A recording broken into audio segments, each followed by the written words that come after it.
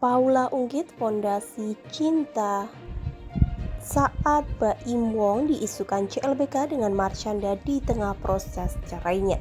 Paula Verhoeven bagikan nasihat ulama soal fondasi cinta terhadap seseorang di tengah proses cerai yang masih berlanjut.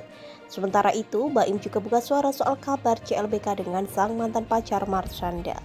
Dilansir dari Wokren, proses perceraian Baim Wong dan Paula Verhoeven hingga kini masih berlanjut. Di tengah permasalahan yang terjadi, Paula pun unggah nasihat bijak dari ulama soal fondasi cinta.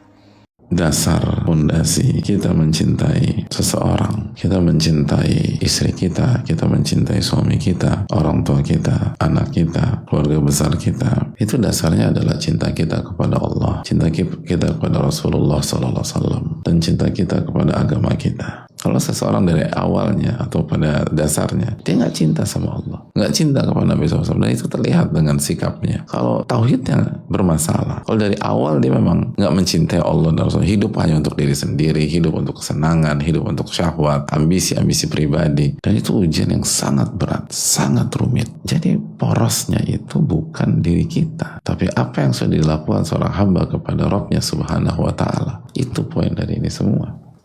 Dasar fondasi kita mencintai seseorang, kita mencintai istri kita mencintai suami kita, orang tua kita, anak kita, keluarga besar kita. Itu dasarnya adalah cinta kita kepada Allah, cinta kita kepada Rasulullah, dan cinta kita kepada agama kita, kata seorang ulama.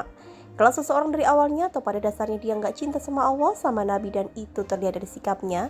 Kalau tauhidnya bermasalah, kalau dari awal nggak mencintai Allah, hidup hanya untuk senang-senang, untuk syahwat, ambisi pribadi, dan itu ujian yang sangat berat. Sementara itu, Baim Center diumurkan CLBK dengan ex-pacar semasa mudanya Marshanda. Anggapan itu muncul setelah Marshanda datang ke acara tahlilan mengenang mendiang ayah Baim, Johnny Wong. Terkait hal itu, Baim pun buka suara. Ya, rupanya tak ambil pusing soal perjodohan dengan Marshanda ini. Gak apa-apa, terserah mereka mau ngomong apa, serunya kembali. Baim juga seolah enggan membahas permintaan lainnya yang kabarnya ingin ia dan Paula rujuk. Baim menolak buka suara agar tak memicu pro kontra terbaru. Nggak usah saya jawab, katanya, nanti pro kontra. Sementara itu, Baim kembali berjuang mengurus perceraian dengan Paula. Dalam sidang cerai 15 Januari, Baim bawa 3 saksi. Hari ini masih saksinya 3. Satu saksi ahli anak, kata pengacara Baim, Fahmi Bahmid. Iya, apa yang terjadi dipertanggungjawabkan aja, kata Baim. Sebelumnya, Baim juga menjadikan Teuku Zacky sebagai saksi. Pasalnya, Zacky menjadi pihak yang menjadi mak comblang Baim dan Paula di masa lalu. Ditanya 2 pertanyaan, saya menjadi saksi salah satu case yang memang diajukan, tapi informasi tidak bisa saya sampaikan di sini karena itu memang wilayah privasi. Biarkan pengadilan yang memproses, kata Zacky kembali. Itu aja, saya tidak bisa baca bicara. Takut salah. Salah satu bentuk tanggung jawab dan beban moral saya aja sih, kasih ke Baim dan Paula. Saya sayang sama Baim dan Paula kedua-duanya. Sebagai sahabat, Zacky itu prihatin atas permasalahan yang terjadi atas Baim dan Paula. Yang pasti, mereka awalnya dilandasi cinta bukan untuk main-main atau yang lain. Tidak ada yang perlu disesali, yang pasti kita harus memikirkan gimana ke depannya, kata Zacky. Zacky juga beberkan reaksi awal ketika diminta Baim untuk jadi saksi kunci di persidangan. Aku bingung, cuma katanya dia, saya yang paling tahu jadi nggak mau saya membantu.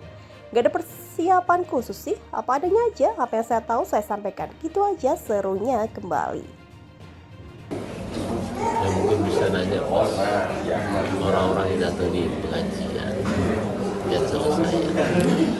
Bang, mungkin kalau misalnya ada yang masih menyinggung soal Paula dan anak, mungkin abang kayak gini, mungkin sikap ini kayak gimana sih?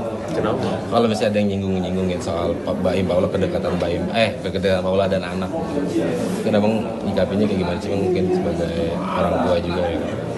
Kalau saya semenjak papa meninggal mau tenang aja, nggak mau ada rasa gimana, tanggung jawabnya masing-masing aja. Kalau saya sebagai ayah, mungkin sekarang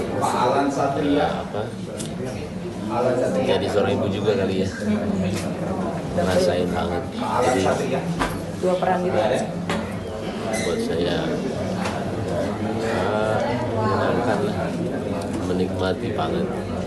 Sementara ini mungkin pandangan Bang Baim kerjasamanya seperti apa sih, mungkin kalian sebagai orang tua? Biar nanti Bang Fahmi pengadilan aja. Kerjasama apa? Untuk masalah pengasuh anak. Gini. Ini biar semuanya lurus, semuanya Nomor antrian A1 dengan nomor perkara 472-148 PDTJ. Silakan masuk ke ruang sidang 1. Itu harus kepada siapa? Ya. Paradigmanya sudah berubah.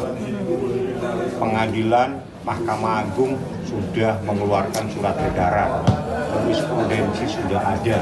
Artinya yang selama ini semua mempunyai pemikiran bahwa seorang anak di bawah umur itu harus kepada ibunya, itu cara berpikir yang usang, sudah ketinggalan zaman, jadul.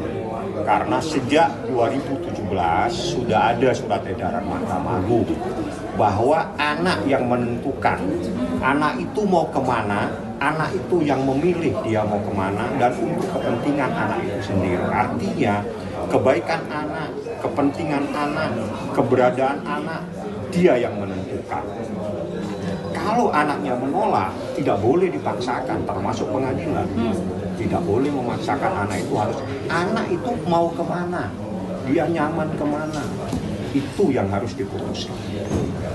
Walaupun mungkin orang-orang menganggap anak kecil tidak bisa mengambil suatu keputusan gitu Mas. Siapa bilang anak kecil tidak bisa makan? Dia bisa minta makan, artinya makanan itu enak tidak enak. Bisa nggak? Bisa kan? Anak saya minta susu, berarti saya minta air. Berarti anak itu bisa membedakan antara susu dan air. Artinya anak kecil jangan dianggap anak itu tidak bisa apa-apa. Cara berpikir yang terlalu salah terhadap anak kecil itu punya hak. Oh, jadi di dalam beberapa keputusan anak itu jangan dijadikan objek. Artinya objek itu misalnya anak itu harus kirim ke A ke B, itu nggak boleh. Anak itu kalau dia mau, ayo kita antar. Kalau dia nggak mau, jangan dipaksa. Itu kepentingan anak itu yang dikedepankan.